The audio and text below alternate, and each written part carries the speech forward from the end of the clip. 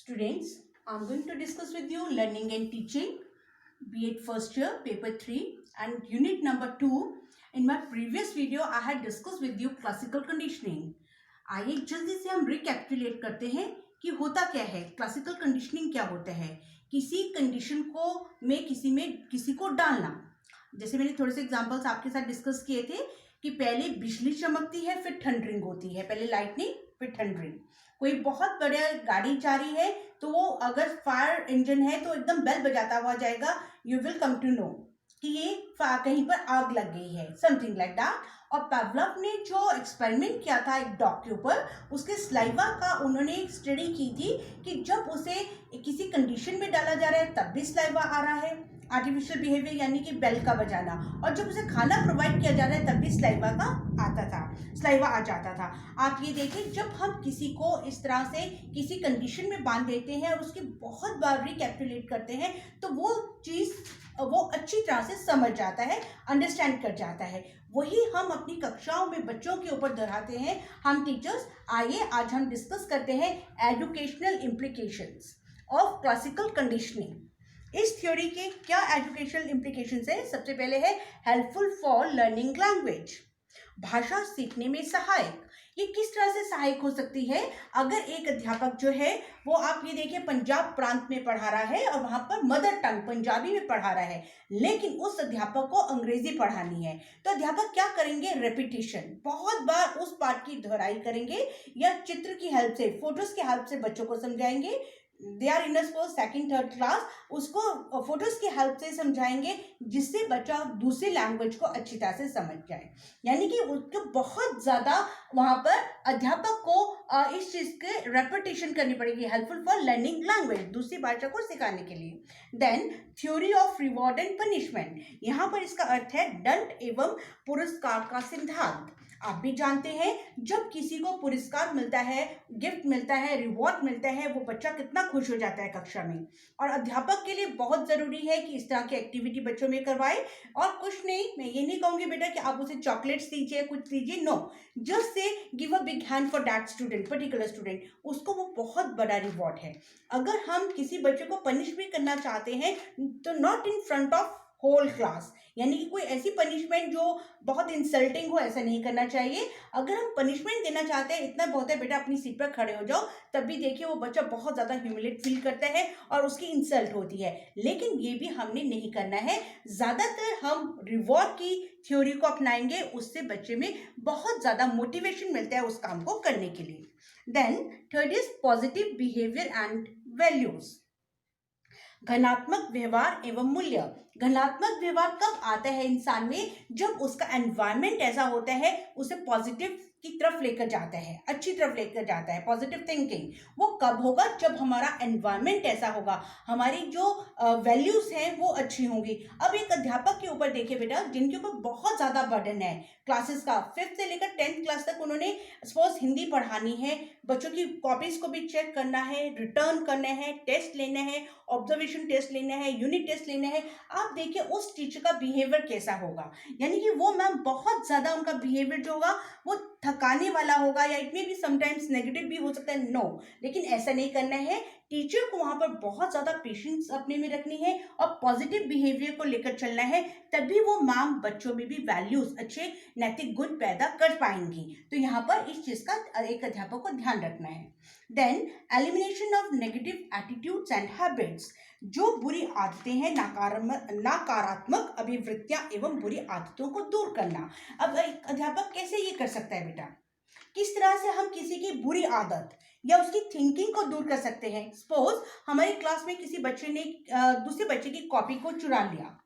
अब teacher head, being a head, teacher को पता है कि बच्चे की आदत ऐसे है, तो ये नहीं है कि सारी क्लास के सामने है उसकी इंसल्ट है, नॉट लाइक दैट। उस बच्चे को सेपरेट बुलाकर या कहीं भी कॉर्नर में बुलाकर उस बच्चे को अपने कॉन्फिडेंस में लेके कि बेटा ये बहुत बुरी आदत है, ऐसा नहीं करना चाहिए, आने वाले टाइम में आपको इससे बहुत ज़्यादा लॉस होगा। धीरे धीरे धीरे बच्चा इस चीज़ को समझेगा और वो नेगेटिव एटीट्यूड को चेंज करेगा वो पॉजिटिव में बदल जाएगा। अगर वहां पर अध्यापक इग्नोर करेगा या माता पिता ये कहेंगे हाँ चोरी की it's okay, it's hardly matter, आप देखिए वो उसकी हैबिट फॉर एवर बन जाएगी। ये नहीं होना चाहिए। रादर यहाँ पर एक टीचर वही अच्छा होगा जो उस बच्चे की negative attitudes, negative thinking, negative thoughts को हटाए और उनकी आदत को सुधारे। देन एलिमिनेशन ऑफ सुपरस्टिशंस, अंधविश्वासों को दूर करना। अब आप ये कहेंगे कोई भी भ्रम को दूर करना। अब आप ये कहेंगे मैम भ्रम को दूर करने से पावलोव की क्लासिकल कंडीशनिंग से क्या इसका लिंक है? नहीं बेटा, हम किस तरह से किसी भ्रम को दूर कर सकते हैं कि जैसे आपने देखा होगा while student is going to prepare for final exam, so अपने टेस्ट पेपर में, एग्जामिनेशन हॉल में भी अपने फर्स्ट पेज पर बहुत ज़्यादा कुछ लिख देते, किसी भी भगवान का नाम या कुछ, बहुत बार अपने उस चीज़ को किस करेंगे, माथा टेकेंगे। नो, यहाँ पर बच्चे को कहना है कि अगर आपने थॉरली स्टडी की है, अगर आपको कॉन्सेप्ट क्लियर है, वर्क हार्ड किया है, तो ऐसे सुपरस्टिशंस को आप नहीं इम्प्लीमेंट कीजिए। अगर आप इस तरह से करेंगे तो लाइफ में आपको ये बहुत पीछे ले जाएंगे। अगर आप ये देखिए यहाँ पर भारतीय समाज में एक बात बहुत कॉमन है सुपरस्टिशंस में कि अगर बिल्ली रास्ता काट जाए तो आदमी वहीं पर रुक जाता है कि आज हमारा दिन अच्छा नहीं जाएगा, या किसी बच्चे के मन में ये इमेज आ गई कि बिल्ली ने रास्ता काटा, मैं स्कूल चला गया, आज मेरी पक्का पटाई हो गई। तो इन चीज़ों को हमने अपने स्टडीज से हटाना है और बच्चे को जो सुपरस्टिशंस बनता जा रहा है उसको वर्क हार्ड की तरफ लेकर जाना है, ना कि उस तरह से उस चीज़ को हटाना है। Then liking and disliking for teacher and subject. It means अध्यापक एवं विषय के प्रति पसंद या नापसंद। अब लाइकिंग एंड डिसलाइकिंग कब होती है टीचर के प्रति? या तो टीचर का बिहेवियर ये हो कि वो बहुत रूड हो, या फिर ऐसा हो कि वो एक डिस्टेंस रखते हैं, बच्चों से एक डिस्टेंस मेंटेन करके रखते हैं। लेकिन जो हमारे कठिन विषय हैं, like you can say English, maths, rather Hindi also, क्योंकि बहुत से बच्चों को कॉन्सेप्ट नहीं क्लियर कि मात्राओं का ज्ञान क्या है, मात्राएं कैसे यूज करनी है। तो जब एग्जाम होगा टीचर उसमें फेल कर देंगे तो बच्चा क्या करता है, उस अध्यापक को डिसलाइक करने लग पड़ता है। यहाँ पर टीचर ने क्या करना है, उस चीज को समझकर उनकी उन चीजों को हटाना है थ्रू कंडीशनिंग, यानी कि यहाँ पर सहज अनुक्रिया करनी पड़ेगी बच्चे के साथ, तभी वो इस डिसलाइकिंग को हटाकर लाइकिंग में उसे चेंज करना है थ्रू देयर टीचिंग मेथड्स। उसे उस चीज का कॉन्सेप्ट क्लियर करके, जिसमें बच्चा बहुत वीक है उसे कॉन्सेप्ट क्लियर करके बच्चे को वहां पर लाना है। Then principle of association. ये क्या होता है बेटा प्रिंसिपल ऑफ एसोसिएशन? सहचार्य का नियम, लॉ ऑफ नियरनेस। कोई भी चीज है, अगर बच्चे को कोई कॉन्सेप्ट क्लियर नहीं है, टीचर को एग्जांपल्स दे देकर, जो नियरेस्ट एग्जांपल हो वो दे देकर उसे समझाना है।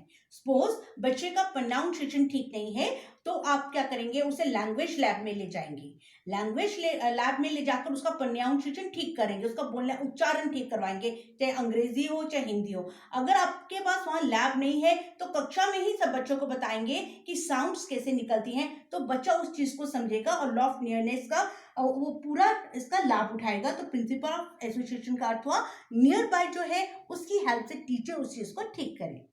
देन प्रैक्टिस एंड रेपिटेशन, ये बहुत जरूरी है बेटा। अभ्यास, किसी भी चीज का अभ्यास करेंगे, चाहे वो खेल का मैदान हो, पढ़ाई का क्षेत्र हो या कोई और कंपटीशन हो, जब तक बच्चा अभ्यास नहीं करेगा उसकी वो चीज उसमें वो सक्सेस नहीं हो सकता। किसी भी विषय के लिए आप देखें, हमें प्रैक्टिस बहुत जरूरी करवानी है, रेपिटेशन करवाना है। जैसे पावलोव ने एक डॉग को ये सिखा दिया कि बेल बजती है तब उसको खाना मिलेगा, तो देखिए उसके मुंह से सलाइवा आ जाता था। यहाँ पर हम टीचर्स क्या करेंगे, बच्चे को जो भी वो विषय पढ़ाते हैं उसकी बहुत ज्यादा प्रैक्टिस करवाए और टाइम टू टाइम उसकी पुनरावृत्ति करवाते जाए, जिससे वो बच्चा उस चीज को अच्छी तरह से समझ सके। Then use of audio visual aids, ये बहुत जरूरी है। दृश्य, श्रव्य दृश्य साधनों का प्रयोग, ये क्यों जरूरी है बेटा हम टीचर्स के लिए, कि जब हम किसी चीज का पिक्चर बताते हैं, चाहे वो रियल ऑब्जेक्ट्स हो चाहे वो कोई मॉडल हो, हाँ, जब हम उस चीज के थ्रू पढ़ाते हैं बच्चे को कॉन्सेप्ट क्लियर होता है, बच्चा देखता है और उसके अलावा वो उस चीज को सुन भी रहा है, तो देखिए उसका कॉन्सेप्ट क्लियर होगा और तो बच्चा उस चीज को अच्छी तरह से अंडरस्टैंड करेगा और क्लासिकल कंडीशनिंग होगी। तो आप देखिए उस चीज को हम कहेंगे कि जब हम पढ़ा रहे हैं ऑडियो विजुअल एड्स होने चाहिए एक अध्यापक के पास, उसकी हेल्प से वो बच्चा उस चीज को क्लियर करेगा। या आजकल एक और ट्रेंड चला है एजुकेशनल टूल्स, कोई हिस्टोरिकल प्लेस पर ले जाना, तो वहाँ भी बच्चा इस चीज़ को बहुत अच्छी तरह से सीख सकता है। Then useful for making adjustment, समायोजन प्राप्त करने में सहाय। How it is helpful for making a adjustment, यानी कि किसी भी चीज को जब हम करेंगे वो कंडीशन ऐसी हो जाती है कि हर कोई विद्यार्थी उसमें एडजस्ट करना सीख जाता है। फॉर एग्जाम्पल, अगर घर में आपका ऐसी सिचुएशन है कि आप बहुत कंफर्टेबल जोन में हैं, लेकिन स्कूल के जो बेंचेस होते हैं वो हार्ड ही होते हैं, तो देखिए स्टूडेंट को वहां बैठना पड़ेगा, चाहे कितनी ही गर्मी है, they have to adjust themself according to that environment. So today I have completed Pavlov theory, and next in my next video we will discuss Skinner theory. Thank you very much.